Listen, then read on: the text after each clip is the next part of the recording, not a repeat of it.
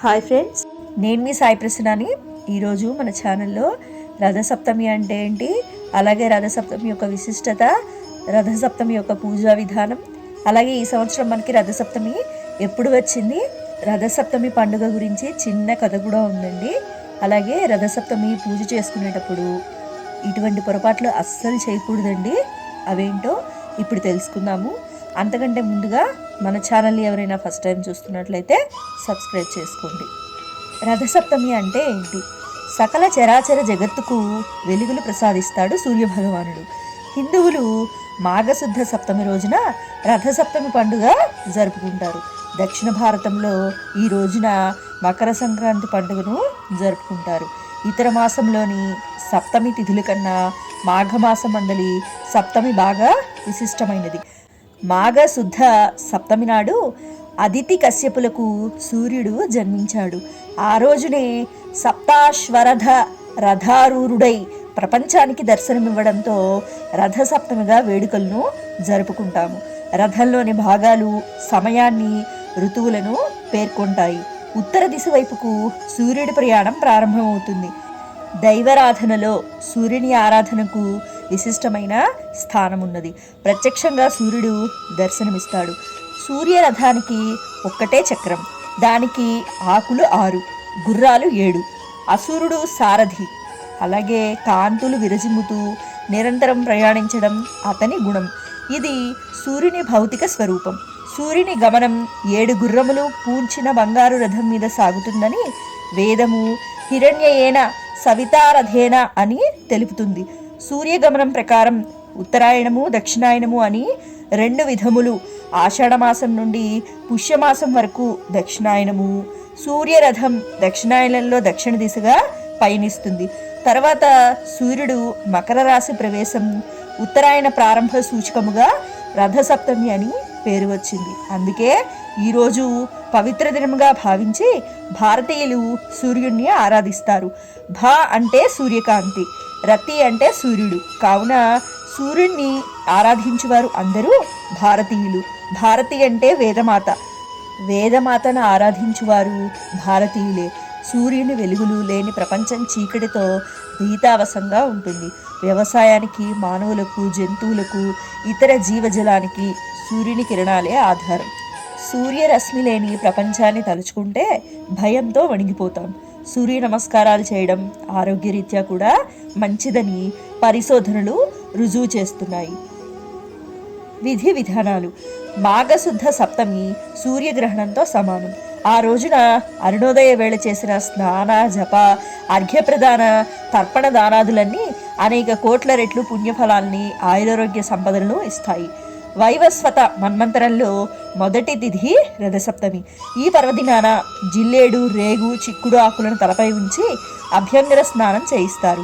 ఆ సమయమున 7 జిల్లేడు ఆకులను ధరించి నదీ స్నానం చేసినచో 7 జన్మములలో చేసిన పాపములు నశిస్తాయని గర్గమహాముని ప్రబోధం. జిల్లేడు ఆకునకు అర్కపత్రమని పేరు. సూర్యునికి అర్కహ అని పేరు. అందువల్ల సూర్యునికి జిల్లేడు అంటే మిగుల ప్రీతి. 7 జిల్లేడు ఆకులు సప్తాశ్వములకు చిహ్నం మాత్రమే కాక 7 జన్మల్లో చేసిన పాపములను, 7 రకములైన వ్యాధులను నశింపజేస్తాయి. ఆదిత్యుని ఆరాధన మానవులకు ఎంతో పునీతం చేస్తుంది. రథసప్తమి నాడు బంగారంతో కానీ, వెండితో కానీ, రాగితో కానీ రథమును చేయించి కుంకుమాదుల దీపములతో అలంకరించి అందు ఎర్రని రంగు గల సూర్యుని ప్రతిమ నుంచి పూజించి గురువునకు ఆ రథమును దానమివ్వాలి. ఆ రోజు ఉపవాసం ఉండి సూర్య సంబంధమగు రథోత్సవాది కార్యక్రమాలను చూచుచూ కాలక్షేపం చేయాలి. ఇట్లు రథసప్తమి వ్రతముచే సూర్య భగవానుని అనుగ్రహంచే ఆయురారోగ్యాది సకల సంపదలు కురియునని పురాణ ప్రబోధం. రథసప్తమి రోజు ఏమి చేయాలి? రథసప్తమి ముందు రోజు రాత్రి ఉపవాసం ఉండి మర్నాడు ఉదయం సూర్యోదయానికి ముందుగానే స్నానం చేయాలి. స్నానం చేసేటప్పుడు మగవారు 7 జిల్లేడు ఆకులు, ఆడవారు 7 చిక్కుడు ఆకులు తలపై, భుజాలపై ఉంచుకొని ఈ కింది మంత్రాన్ని చదువుతూ స్నానం చేయాలి. జననీ త్వం హి లోకానాం సప్తమి సప్త సప్తికే సప్తవ్యాకృతికే దేవి నమస్తే సూర్యమాతృకే. నీవు సకల భూతములకును లోకమునకును జననివి. సూర్యునికి తల్లినైన నీకు నమస్కారం అని ఈ మంత్రానికి అర్థం. ఈ సప్తమి నాడు ఆవు నెయ్యితో దీపారాధన చేయడం శ్రేయస్కరమగును. మన పెద్దవాళ్ళు రథసప్తమి రోజు ఆరు బయట తూర్పు దిక్కున తులసికోట పక్కగా ఆవు పేడతో అలికి దానిపై వరిపిండితో పద్మం వేసి పొయ్యి పెట్టి ఆవు పేడతో చేసిన పిడకలు అంటించి ఆవు పాలు పొంగించి ఆ పాలల్లో కొత్త బియ్యం, బెల్లం, నెయ్యి, యాలకులు వేసి పరమాన్నం తయారు చేస్తారు. తులసికోట ఎదురుగా 7 చిక్కుడాకులతో రథం చేసి చిక్కుడాకులపై పరమాన్నం ఉంచి దేవుడికి నైవేద్యంగా పెట్టేవారు. వ్రతకథ. ఈ వ్రతఫలాన్ని గురించి అడిగిన ధర్మరాజునకు శ్రీకృష్ణుడు ఇలా తెలియజేశాడు. పూర్వం కాంభోజ దేశమున యశోధర్మునుడను రాజు ఉండేవాడు. అతనికి ముదిమి ముప్పున ఒక కుమారుడు కలిగెను. ఆ కుమారునికి ఎప్పుడునూ రోగములు వచ్చేవి. తన కుమారునికి వ్యాధులకు కారణమేమని రాజు బ్రాహ్మణులను అడిగెను. నీ కుమారుడు పూర్వజన్మమున పరమలోభి అయిన వైశ్యుడు రథసప్తమి మహత్యం వల్ల నీ కడుపున పుట్టాడు. లోభి ఒకట వల్ల వ్యాధిగ్రస్తుడు అయ్యాడు అని తెలిపిరి. దీనికి పరిహారం ఏమిటి అని రాజుకు బ్రాహ్మణులు ఎలా చెప్పారు? ఏ వ్రత ఫలితమున ఇతడు నీ కలిగిననో అదే రథసప్తమి వ్రతమును ఆచరించిన పాపం నశించి చక్రవర్తిత్వం పొందును. ఆ వ్రతం ఆచరించిన రాజునకు తగిన ఫలితము కలిగెను.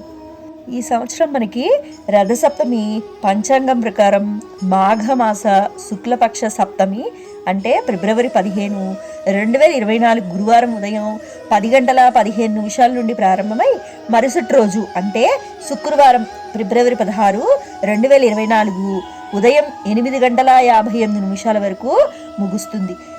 సో మనకి రథసప్తమి పండుగ అనేది ఫిబ్రవరి 16వ తారీఖు మనం జరుపుకోవాలండి. అలాగే రథసప్తమి రోజు ఇటువంటి పొరపాట్లు అస్సలు చేయకూడదండి. అవేంటంటే ఎవరిపైన కోపం ప్రదర్శించరాదు, వివాదాలకు దూరంగా ఉండాలి, ఇంట్లో చుట్టుపక్కల వాతావరణంలో శాంతి ఉండేలా చూసుకోవాలి, మద్యం, మాంసాహారానికి దూరంగా ఉండాలి. ఈ రోజున ఉప్పు వినియోగం కూడా చేయకూడదు. సో విన్నారు కదండి, అసలు రథసప్తమి మనకి ఈ 2024 సంవత్సరం ఎప్పుడు వచ్చింది, అలాగే రథసప్తమి రోజు మనం చేయకూడని పనులేమిటి, అలాగే మనం చేయవలసిన పనులేంటి, రథసప్తమి యొక్క విశిష్టత, రథసప్తమి వ్రతకథ అన్న విషయాల గురించి తెలుసుకుందాం కదండి. నా వీడియో కనుక మీకు నచ్చినట్లయితే లైక్ చేయండి, షేర్ చేయండి. కొత్త వాళ్ళు మన ఛానల్ చూస్తున్నట్లయితే సబ్స్క్రైబ్ చేసుకోండి. సర్వే జన సుఖినో భవంతు.